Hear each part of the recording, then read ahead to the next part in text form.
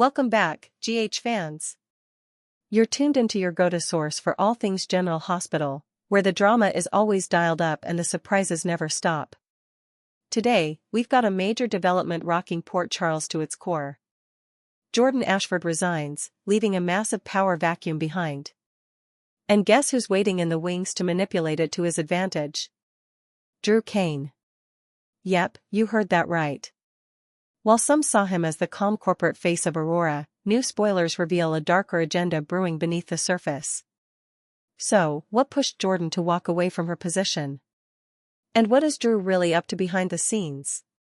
Stick with us for the full breakdown, because secrets are exploding, allegiances are shifting, and this power shakeup could change the entire structure of Port Charles. Let's rewind a little bit for context. Jordan Ashford, the fierce, no-nonsense police commissioner turned deputy mayor, has been a staple in the political and justice landscape of Port Charles for years. She's tough, resilient, a survivor in every sense of the word. From battling Cyrus Renaud to navigating tricky political landmines at City Hall, Jordan's always been a pillar of strength. But lately, we've seen cracks forming. Whispers of backdoor deals, pressure from the mayor's office, and deepening tension with those closest to her, especially Laura Collins and Curtis, have been pushing Jordan to her limit. And then, enter Drew Cain. Now let's talk about Drew Cain. For a while, Drew played the hero role pretty convincingly. He returned to Port Charles as the guy who'd survived unimaginable trials, kidnapping, brainwashing, time in captivity. But recent episodes have hinted at a shift in Drew's demeanor. He's more assertive, more cunning, more strategic. Some call it growth. Others see a man slowly losing his moral compass. He's been cozying up to influential figures, Valentine, Nina, even reaching out to former enemies like Martin Gray, and now, we learn he's been quietly building a network of power behind Jordan's back.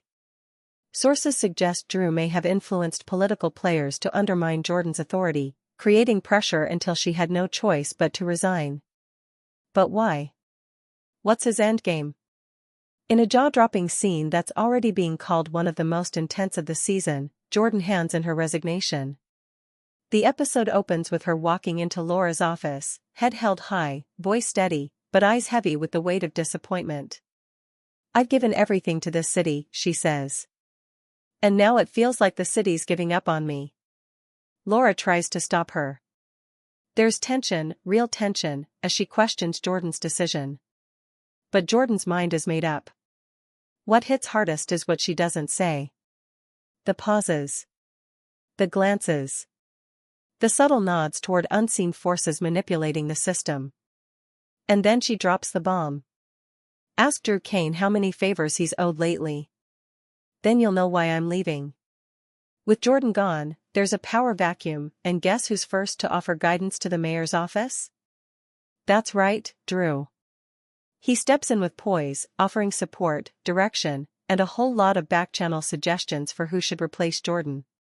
He publicly paints himself as the concerned citizen, the man who only wants stability for Port Charles. But behind the scenes, he's working the phones. Whispering in ears. Making deals. Sources say Drew is secretly backing a lesser-known councilwoman, a political novice who owes her rise to Drew's financial backing. This move gives him the perfect pawn in City Hall. He's not in office, but make no mistake, he's pulling the strings. Away from the spotlight, Jordan is reeling. This isn't just about losing a job, it's about identity. About betrayal. About the realization that sometimes, playing by the rules isn't enough. We see her in a vulnerable state, talking with Curtis, confiding in Taggart, and even exchanging tense words with Stella. But something's shifting inside her. Jordan isn't disappearing quietly. Sources tease that she may soon join forces with someone unexpected, possibly Anna Devane or Alexis Davis, to investigate what really pushed her out. This isn't the end of Jordan. It's the beginning of her revenge arc. And honestly, we are here for it. Now the question everyone's asking, what is Drew really after? Power? Revenge? A way to fix Port Charles and his image? One theory making waves is that Drew is positioning himself for a mayoral run. Think about it, he's charismatic, business savvy, publicly admired. And with Jordan out, his influence with city leadership is growing by the day. Another theory? He wants to take over Sonny's influence in Port Charles, but through politics, not crime.